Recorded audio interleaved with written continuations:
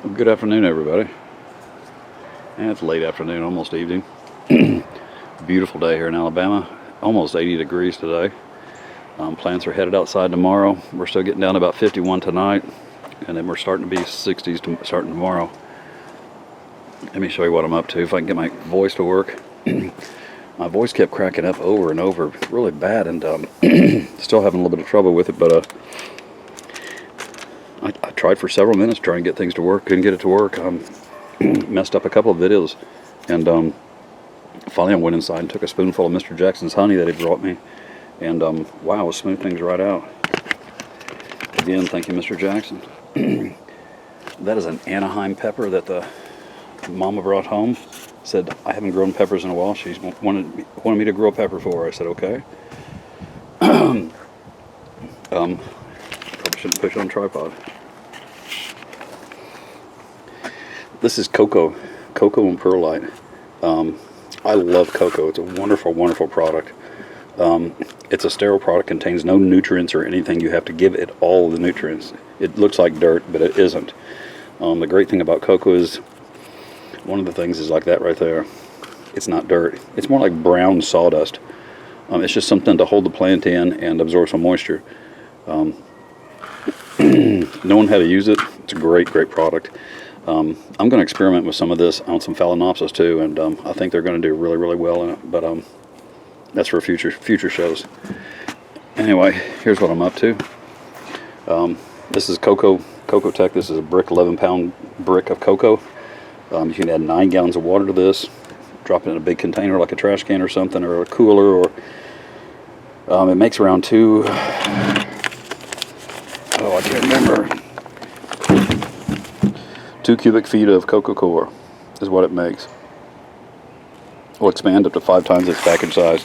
I would say it's probably a little more than 5 times too, but it makes a lot of cocoa. Anyway, I've got a bunch of that ready. I dug out one of my old little Dutch buckets. They have various names for these. One bucket has holes drilled all over the bottom of it. And these are just buckets from a local garden center or a local hardware store. But one has holes all over the bottom of it. The other one only has one hole, a single hole in the bottom on the side. The location for that hole, once you slide the inside one inside the other one, once you slide one bucket inside the other, that's where they'll sit. The bottom of the inside bucket is about, 5/8, 3/4 of an inch above the bottom of that hole. Alright. Giving you a dimension won't really help. You almost need to take your 2 buckets and check them yourself. Anyway, they fit inside each other just like that. Well, I got them backwards again.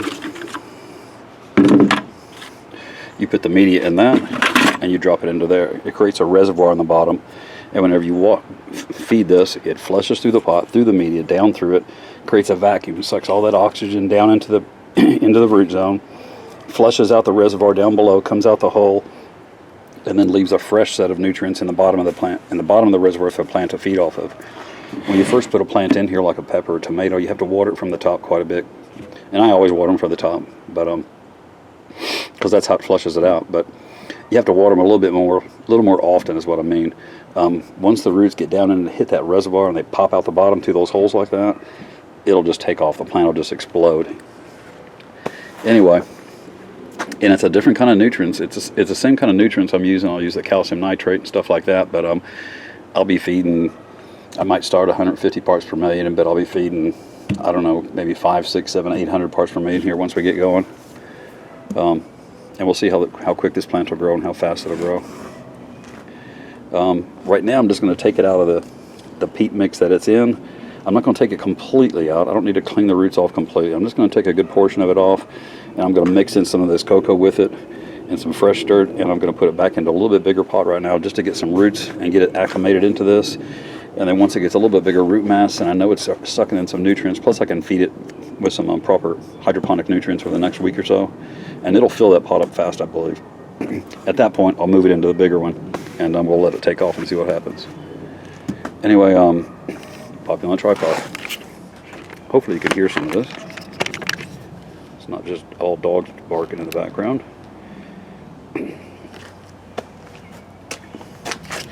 Actually, I'm gonna.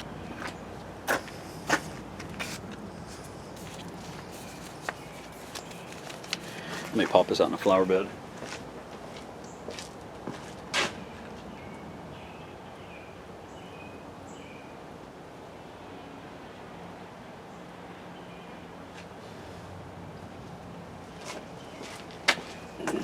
All right. All I did was pop it out.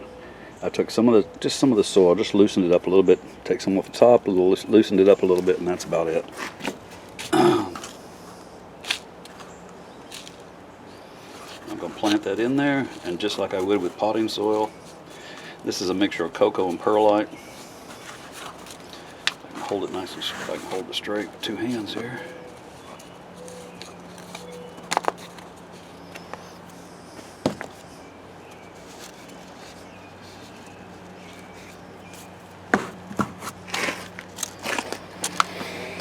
That's it. Not a real big potting video or anything special. Looks like I just put it in fresh soil, but that's actually cocoa.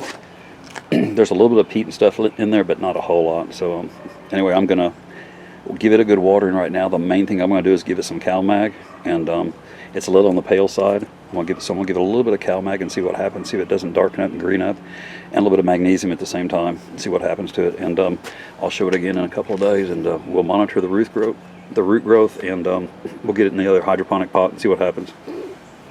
I could either go with cocoa or I could go with hydrotone in there. I'm not sure. I have to think about it. Anyway, thanks for watching. Have a wonderful afternoon.